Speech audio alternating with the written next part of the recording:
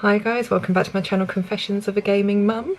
So today the video I wanted to do was about weight loss after having a baby.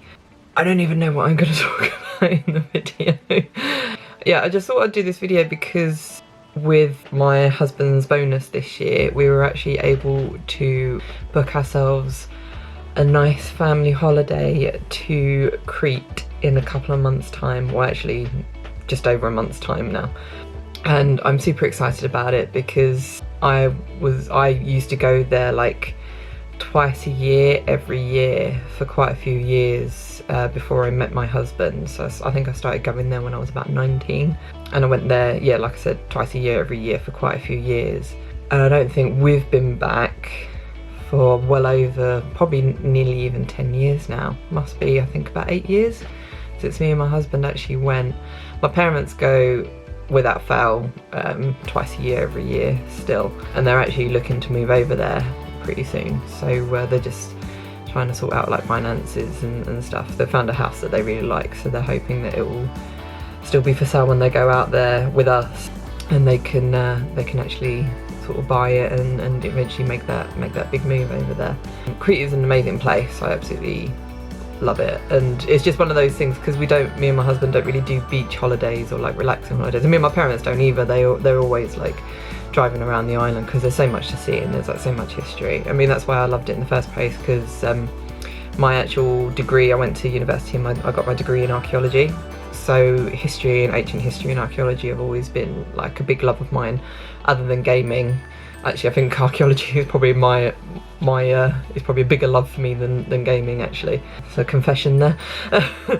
And yeah, so for me, Crete has always just been just an amazing place to see, and just seeing like just how much it's so rich in history, and I think it's one of those islands that's actually quite like Greek islands that's quite overlooked. I think because you have sort of all these really beautiful islands, like you've got like Santorini and like Mykonos and just places like that are just, they're more seen as like where like the young go for sort of like laying on the beach and then going out partying overnight sort of thing, and just having the really beautiful white buildings and the blue rooftops and stuff like that. And Crete isn't really like that. It's quite rugged and a bit more earthy, and yeah, and I think because of that, yeah, I think it gets overlooked a lot. I mean, when I've looked for videos on YouTube about Crete, it's more to do with like Hania, which is the west part of the island, but we actually stay in the more northeast part of the island. But obviously we'll be doing a few videos of our trip there. We're going for a week, my parents will be going for 3 weeks, but we'll try and make the most of it and do a few vlogging videos of just how amazing the island is and what we get up to and stuff. But anyway, I'm digressing because this video is about weight loss and not about my holiday. The reason I wanted to do a weight loss video, like I said, is because of the fact that we are going on this holiday, and I think it was when we booked it I just kind of had that realisation. Well, I kind of had the realisation I think a couple of weeks beforehand when we got into the summer, and it got obviously really hot to the point that I couldn't wear sort of my usual comfort clothes that I could wear, and I realised I didn't have, like, I couldn't fit into any of my old summer clothes. I mean, I've never been like super skinny. I've always had like issues with my weight. I've never been happy with my weight. I think it was only after having the baby that I was actually comfortable, so to speak, in terms of I wasn't in any rush to lose the weight, so it kind of has just stayed put. I talked about in my previous video about my postpartum recovery, about the fact that within, like, after a week of my son being born, I actually lost 20 pounds. I'd gained 40 pounds during the pregnancy, and yeah, and then I lost half that weight after my son was born. Obviously half the weight that I lost was pretty much my son and the placenta and everything like that. So 10 pounds just basically came off, and I think that was a lot of like fluid and stuff like that.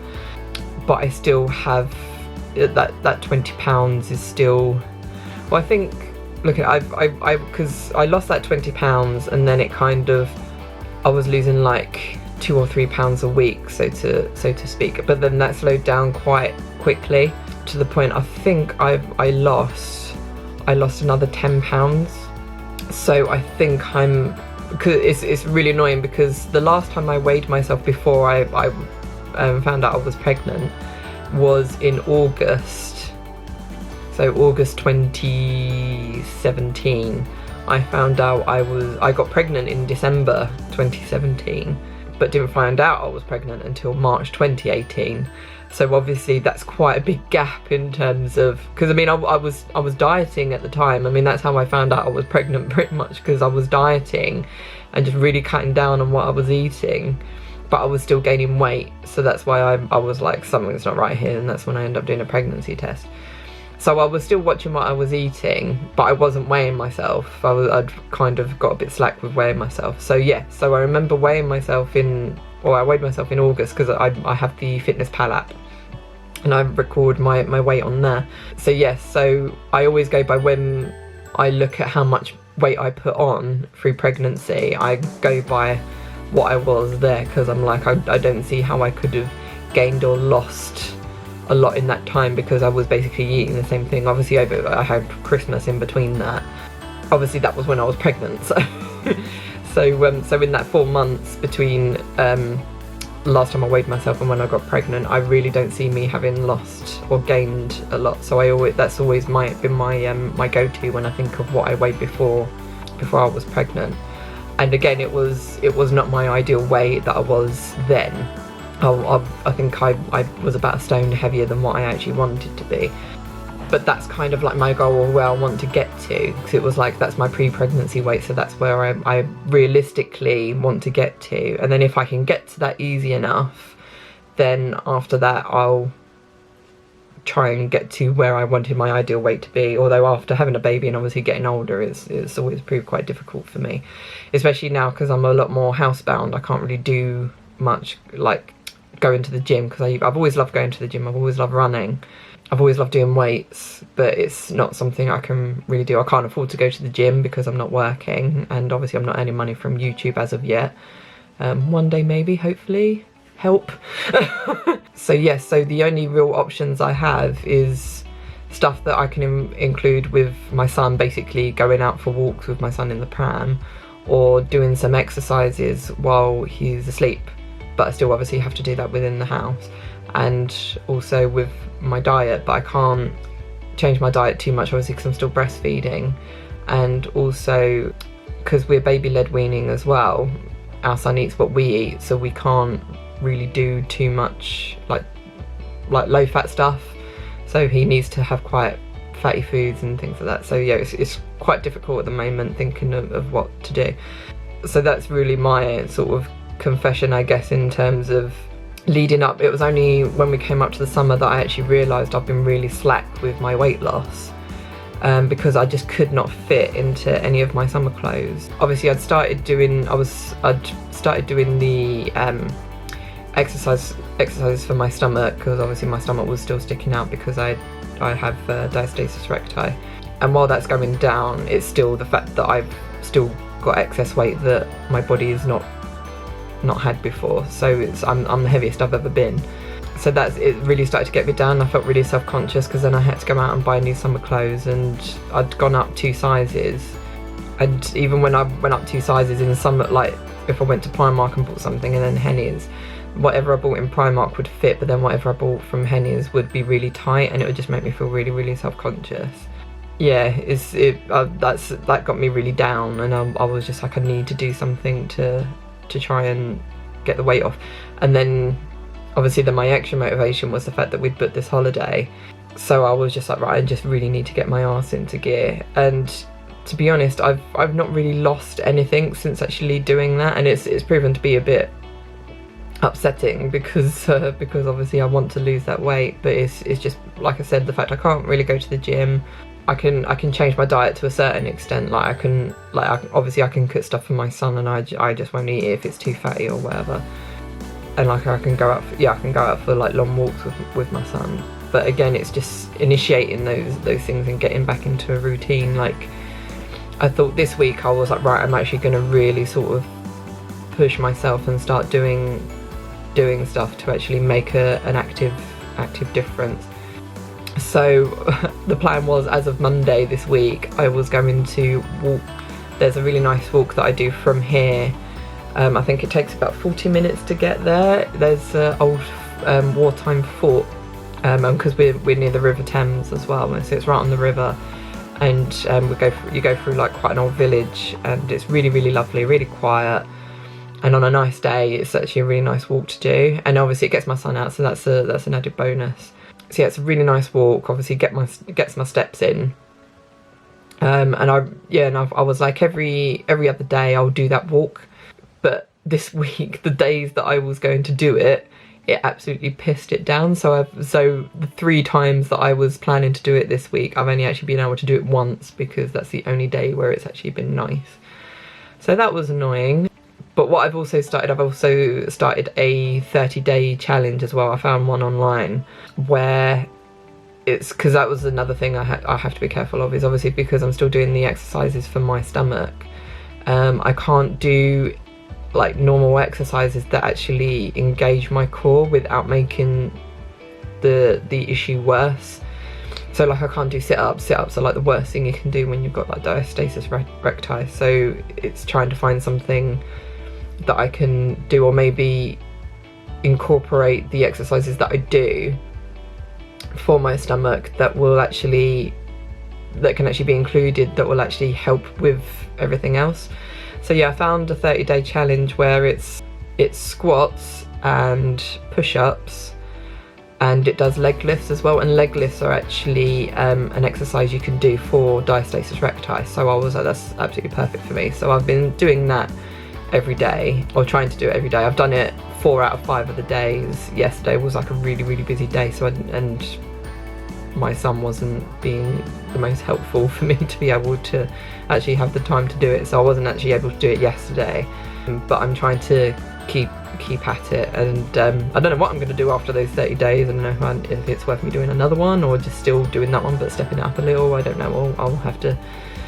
I'll let you know when it gets to the 30 days. But yeah, so that's where we are at the moment with it. Also, there's the issue of the fact that I've always had the problem with eating bread. Always seems to make my stomach quite bloated. I don't feel bloated, and I don't get stomach aches or anything like that. I mean, I've always suffered from IBS from school, don't actually think it was from school, I think it was from college.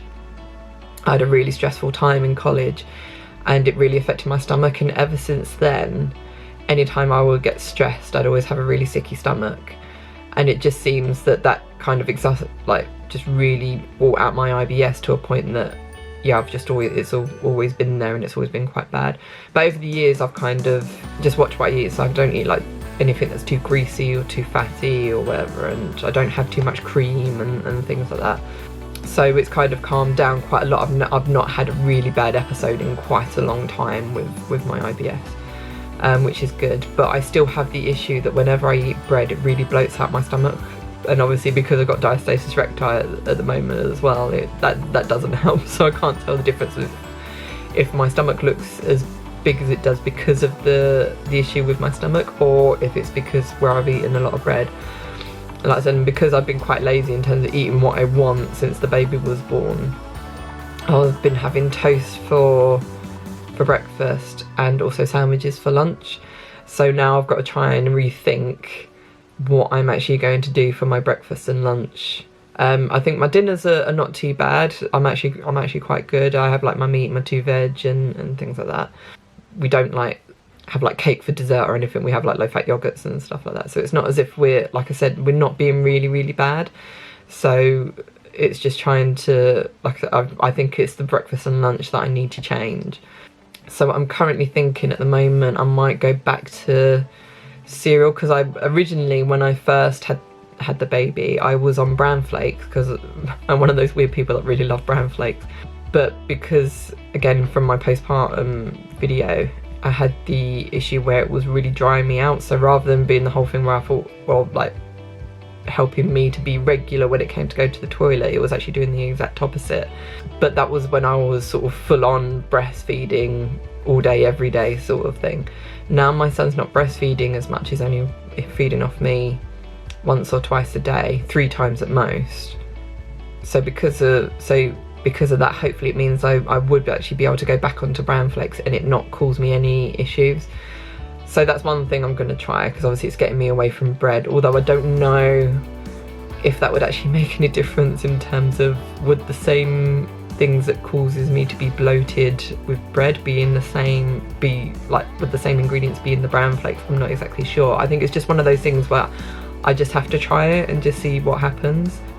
And for lunch, the only thing I can think of doing, again, it's that really difficult thing of, because where my husband is the only one working, we're on a really tight budget when it comes to our weekly shop. So the reason we were having sandwiches was because it was cheap. So like my husband takes a packed lunch to work because he can't afford to buy his lunches at work, because obviously working in London, it's super expensive to buy your lunch every day. So so yeah, the whole reason for sandwiches was because it's cheap. So I've got to find a cheap way of replacing bread, basically. And the only thing I've come up with is basically making like a cheap rice or pasta dish each week. So I'll do myself like a big bowl of pasta. I mean, I've always made my own pasta sauce or whatever, but I'll put things in it like chickpeas are quite cheap. There's just that little bit of filler, just so I don't have to buy meat to put in there or anything like that to fill it up, which is obviously would make it more expensive. So yeah, so it's just a matter of me trying, like I'm going to try that this next week and see how I get on. What I might do is actually do a video a couple of weeks down the line, or maybe at the end when we're literally just about to go on holiday. That will be my last video before we go or something, and we'll see like how it actually worked, or I can say like if I change this or whatever, because we've not got long at all until we go, so it's not as if it's going to be like a lot of difference, but I want to try and do as much as I can. So yeah, we'll just have to see. I think that's it really for what I was going to say. To be honest, I'm getting a bit I'm running a bit low on what I think I can talk about on my channel, and I really hate that feeling. I'm getting a bit worried. I've got to try and think of stuff that I can talk about leading up to the holiday. Obviously the holiday's going to be a couple of videos, but then what do I talk about? If you have any ideas, let me know. But yeah, what I'll try and do, I'll hopefully, because I don't really see any point in doing weekly updates on my weight, because I don't think there'll be a lot of difference, to be honest. If there is a massive difference, then obviously yeah, I'll make videos about it, but if not, then I won't bore you with the details, and I won't bore you with me trying to do my 30-day challenge. I don't think you need to see that. But yeah, I can tell you if it works. I can tell you if my diet's improved. What I might do, actually, I might do like every other week or something like that. Anyway, we'll see when I get there. We'll see what happens. But yeah, I just thought I'd do a little video giving you a update on my very interesting life and how things are going. So I hope you enjoyed it. Probably not, but I hope you did. So yeah, if you did enjoy the video, then please leave a like and also subscribe if you haven't already. If you really enjoyed the video, which would be a miracle, I think, you could always help us out by signing up to our Patreon and donating a little bit of money each month. A little means a lot to us, but even if you don't want to, that's still cool. You're watching the video, which helps us as well anyway. Yeah, have a good one guys, and I shall see you all in the next video. Bye.